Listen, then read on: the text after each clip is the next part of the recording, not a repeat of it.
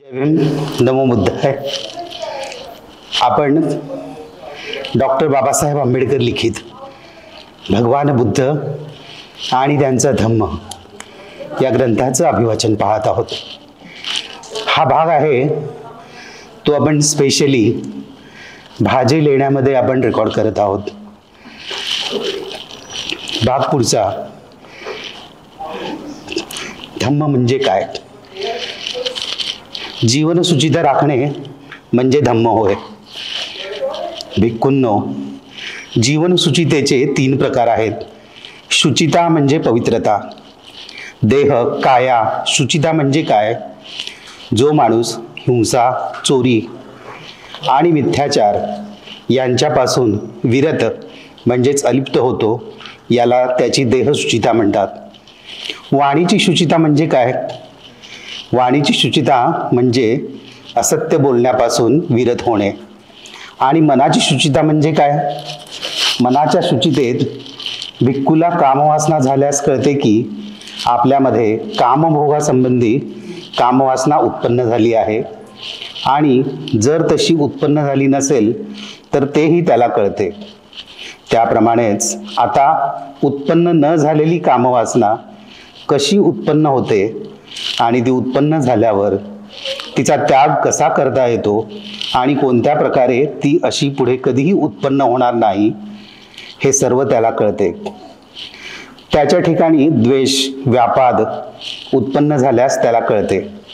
त्याप्रमाणेच द्वेषाचा उद्भव, त्याचा त्याग आणि भविष्यात द्वेष कसा उत्पन्न होणार नाही, हे सर्व त्याला कळते. त्याच्या ठिकाणी आळस, तंद्रा, उद्धटपणा, शंका, गोंधळ उत्पन्न झाल्यास त्याची त्याला जाणीव होते. त्याप्रमाणेच या सर्व मानसिक दुराचाराचा उद्गम कसा होतो, त्याचा त्याग कसा करता येतो आणि तद्विरहित चित्तस्थिती कशी साधायची असते, यांचे ज्ञान असणे म्हणजेच मानसिक शुचिता होय. जो काया, वाचा आणि मनाने पवित्र आहे, जो निष्पाप, स्वच्छ आणि पवित्रयुक्त आहे, त्याला लोक निष्कलंक म्हणतात. भिक्खूंनो, शुचितेचे 3 प्रकार आहेत: कायेची, वाचेची आणि मनाची शुचिता. कायेची शुचिता म्हणजे काय? काया शुचितेत मनुष्य हिंसा, चोरी, काममिथ्याचार यापासून अलिप्त होतो, याला काया शुचिता म्हणतात. वाणी शुचिता म्हणजे काय? वाणी शुचितेत मनुष्य असत्य आणि व्यर्थ बडबड यांच्यापासून दूर राहतो, त्याला वाणी शुचिता म्हणतात. मनाची शुचिता म्हणजे काय? मनाच्या शुचितेत मनुष्य लोभ आणि ईर्ष्या यापासून अलिप्त होऊन सम्यक दृष्टी धारण करतो, याला मनाची शुचिता म्हणतात. शुचितेचे हे असे 3 प्रकार आहेत. भिक्खूंनो, 5 प्रकारच्या दुर्बलता आहेत. त्या साधनेला बाधक ठरतात. त्या कोणत्या? जीवहिंसा, चोरी, काममिथ्याचार, असत्य भाषण, आळस वाढविणाऱ्या मद्याचे सेवन. ह्या 5 दुर्बलता साधनेतील अपयशाची 5 कारणे आहेत. साधनेतील या 5 बाधा दूर झाल्यावर 4 प्रकारच्या सावधानतेचा, स्मृती, मनात उद्भव होईल असे वागले पाहिजे. एक भिक्खू कायेच्या विषयी कायानुपස්සना करीत विहार करतो, प्रयत्नपूर्वक ज्ञानवान होतो. जागरूकतेने इहलोकात विद्यमान लोभ आणि द्वेष यांची जाणीव ठेवून त्यांच्यावर नियंत्रण ठेवून कायानुपස්සना करीत तो जीवन व्यतीत करतो. वेदनांना त्या केवळ वेदना आहेत असे मानून वेदनानुपස්සना करीत जीवन व्यतीत करतो. चित्त हे चित्त आहे असे मानून चित्तानुपස්සना करीत जीवन व्यतीत करतो. चित्तात उत्पन्न होणारे विचार ते केवळ चित्तधर्म आहेत असे मानून धम्मानुपස්සना करीत प्रयत्नपूर्वक जागरूकतेने आणि स्वाधीन चित्ताने सर्वसामान्य लोभ आणि असंतोष यांच्यावर नियंत्रण ठेवतो. जेव्हा साधनेतील या 5 दुर्बलता दूर होतात, तेव्हा 4 प्रकारच्या सावधानतेचा उदय होतो. भिक्खूंनो, घात म्हणजेच अपयश 3 प्रकारचे आहेत. शीलघात, चित्तघात आणि दृष्टीघात. शीलघात म्हणजे काय? कोणी जीव हत्या करतो, चोरी करतो, कामभोगासंबंधी मिथ्याचार करतो, असत्य भाषण करतो, निंदा करतो, कटू भाषण करतो, व्यर्थ बडबड करतो, हे सर्व शीलघात आहेत. चित्तघात कशाला म्हणतात? कोणी लोभी असतो आणि दुष्टपणा व द्वेष करतो, हे चित्तघात होत. दृष्टीघात कशाला म्हणतात?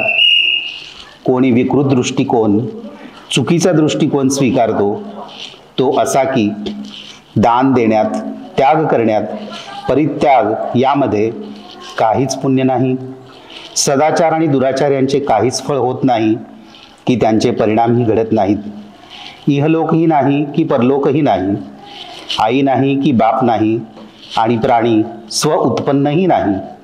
या जगांमध्ये ज्यांनी अत्युच्च शिखर गाठले आहे, पूर्णतः मिळवली आहे, ज्यांना आपल्या आंतरिक शक्तीने या ऐहिक जगापलीकडच्या जगाचा साक्षात्कार झाला आहे आणि जे त्या पलीकडच्या जगाच्या अस्तित्वाची घोषणा करू शकतात, असे श्रमण आणि ब्राह्मण या जगात नाहीत, असे जे समजतात त्या लोकांना हे भिक्खू हो, दृष्टीघात झाला आहे असे समजावे. भिक्षूंनो, शीलघात, चित्तघात आणि दृष्टीघात या 3 घातामुळे प्राण्याला मरणानंतर दुर्गती प्राप्त होते. मरणानंतर दुर्गती म्हणजे याच इहलोकी त्यांची अपकीर्ती उरलेली असते. असे हे 3 घात आहेत. भिक्षूंनो, लाभ 3 प्रकारचे असतात. ते म्हणजे शीललाभ, चित्तलाभ आणि दृष्टीलाभ. शीललाभ म्हणजे काय? हिंसा, चोरी, मिथ्याचार, असत्य भाषण, निंदा, कटू भाषण, व्यर्थ बडबड यांच्यापासून परावृत्त होणे म्हणजे शीललाभ होय. चित्तलाभ म्हणजे काय? कोणी लोभी नसतो आणि तो दुष्टपणापासून दूर राहतो, म्हणजे हा त्याचा चित्तलाभ होय. दृष्टीलाभ म्हणजे काय?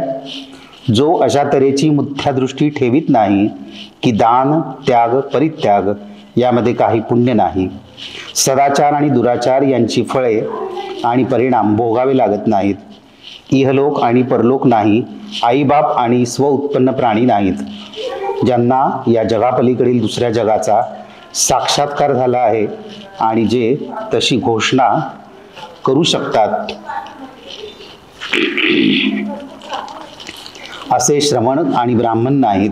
अशी मिथ्यादृष्टीची दृढ समजूत न ठेवणे म्हणजे दृष्टीलाभ होय.